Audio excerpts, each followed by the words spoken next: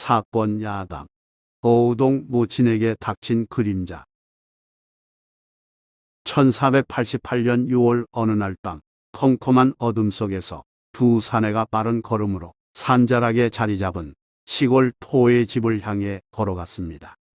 두 사내는 잠깐 쉬며 호흡을 가다듬은 후 행랑채에 딸린 쪽문을 두드렸고 기다렸다는 듯 안에서 누군가 빗장을 풀고 문을 열어줬습니다. 안에 있던 사람이 아무 말 없이 손으로 안채 끝방을 가리키자 두 사내는 알겠다며 고개를 끄덕였습니다. 두 사내는 잔뜩 긴장한 채 그리로 다가가면서 속삭였습니다. 잘 해낼 수 있겠어? 겁나지만 빨리 해치워야지. 방 앞에 도착한 두 사내가 동정을 살피니 안에서 코 고는 소리가 들렸습니다. 한 사내가 살며시 문을 열자 다른 사내가 재빨리 들어가서 이불을 걷어내고 한 손으로 누워 자는 여인의 입을 막음과 동시에 다른 손으로 여인 가슴에 칼을 꽂았습니다. 다른 사내가 뒤따라 들어와 역시 칼로 난자했습니다. 두 사람은 원한에 사무친 듯 눈에 살기를 띠며 무자비하게 칼질을 했습니다. 하여 잠자다가 인기척에 눈을 뜬 여인은 비명 한 번 내지르지 못하고 두 눈을 부릅뜬 채 죽었습니다. 이를 마친 두 사내는 허겁지겁 밖으로 달아났고 망을 보던 사람은 종문을 닫아 아무 일 없었던 것처럼 조치하고는 방으로 돌아갔습니다. 이튿날 아침 일찍 피비린내를 맡은 집주인이 그 방을 열어봤다가 늙은 여인이 처참히 죽은 모습을 보고 자지러지게 놀라며 비명을 질렀습니다. 그 소리에 가족과 하인들이 뛰어나와서 상황을 파악하고는 모두 참혹한 광경에 고개를 돌렸습니다. 잠시 후 정신을 차린 집주인은 장례 준비를 지시했고 늙은 여인의 참변 소식을 들은 아들, 며느리, 외손녀가 도착했습니다. 낮에 흉사를 들은 마을 양반들이 찾아왔는데 그들은 죽은 여인에 대해 수군거렸습니다. 죽은 이가 누구이기에 그럴까요? 그녀 이름은 정기덕이며 유명한 어우동의 어머니입니다. 딸 어우동이 음행으로 조선 사회를 떠들썩하게 만들었다면 정기덕은 악독한 성질로 집안을 내내 시끄럽게 했습니다. 그런 면모를 보여주는 일이 있으니 남편과 함께 이사갈 집을 살펴보러 갔을 때였습니다. 두 사람이 땅을 사서 짓고 있는 집은 사방에 기둥을 세우고 지붕에 기와를 올린 상태였습니다.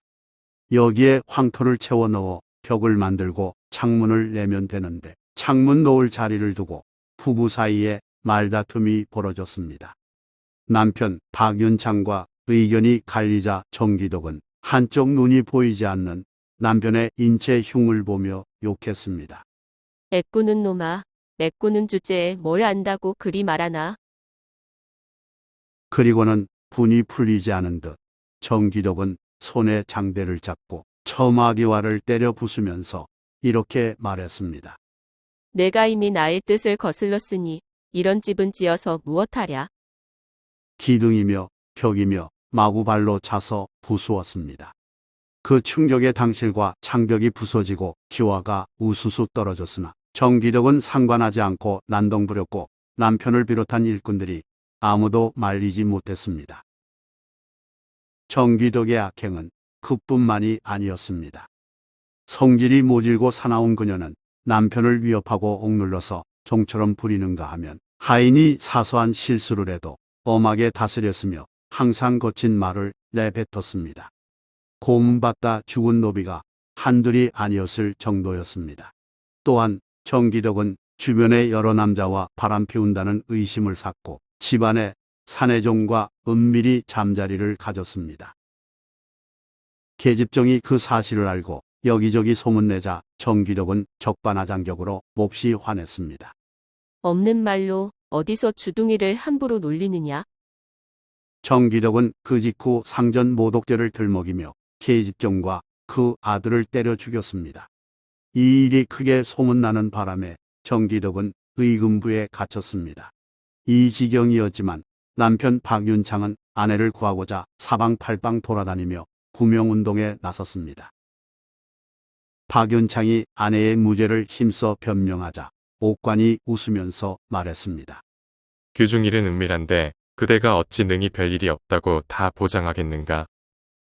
그럼에도 박윤창은 애꾸 눈을 닦으면서 슬퍼하여 주위 사람을 감동시켰지만 그 모습을 전해들은 사람들은 그를 공초가라고 흉보거나 비웃었습니다. 때마침 가뭄이 계속됐는데 정기덕은 그 덕을 톡톡히 봤습니다. 조선시대에는 가뭄이 심할 때 사면을 통해 하늘의 노여움을 풀려는 관습이 있었으며 1457년 5월 19일 감옥에 갇힌 죄수를 풀어주라는 세조의 어명이 의금부에 전달되면서 덩달아 정기덕도 석방되었습니다. 그렇지만 정기덕은 반성하지 않고 타고난 성질을 발산하며 살았습니다. 결국 박윤창은 이혼을 결행했고 정기덕은 고향 충청도 음죽으로 가서 친척 정소의 집에 머물렀습니다. 불행은 연이어 온다더니 1480년 딸 오우동이 삼종기도 물난 죄명으로 사약을 받고 죽었습니다. 정기덕 곁에 남은 사람은 함께 시골로 내려온 아들 박성근과 며느리 그리고 오우동의 딸인 외손녀뿐이었는데 그러던 어느 날 잠자던 중 죽임을 당한 것입니다. 전 남편 박윤창은 관직을 역임한 양반이었으므로 사안의 중대성을 감안해 조정해서 이희형을 경차관으로 파견했습니다. 조카 집에서 잔혹하게 죽임을 당했고 사라진 물건이 없다니 이상하네. 이희형은 주변 인물부터 수사했습니다. 그는 가장 먼저 죽은 이의 외손녀이자 오우동의 딸인 번자를 신문했습니다. 혹시 수상한 점이 없었느냐? 이희형의 물음에 번자는 곰곰이 생각하다가 외할머니 장례를 치른 뒤 외삼촌 부부와 함께 식사했을 때의 일이라며 한 가지를 말했습니다. 그때 조카가 나무 도장을 가지고 놀았는데 자세히 보니 돌아가신 외할머니 도장이었습니다. 외조모의 도장이 확실했느냐? 네. 분명히 외할머니께서 문서에 찍을 때 쓴 도장이었습니다. 이희형이 그 도장이 없어진 사실을 언제 알았느냐고 묻자 번자는 외할머니 시신을 수습할 때 알았으며 조카에게 그 도장이 어디서 났냐고 물었더니 아버지로부터 받았다는 말을 들었노라 답했습니다. 조카 아버지인 박성근은 뭐라고 하더냐? 그렇지 않아도 이상해서 외삼촌에게 물어보니 우물쭈물하다 빈소 처마 밑에서 주웠다고 대답하더군요. 이런 진술을 들은 이희형은 박성근을 의심했지만 설마 아들이 자기 어머니를 죽였을까 싶어 고개를 저었습니다. 그런데 번자가 새로운 사실을 또 밝혔습니다. 외삼촌이 노비 문서를 제게 주면서 외할머니로부터 받았노라 얘기하라고 부탁했습니다. 이로써 범인이 누구인지 명백해졌습니다.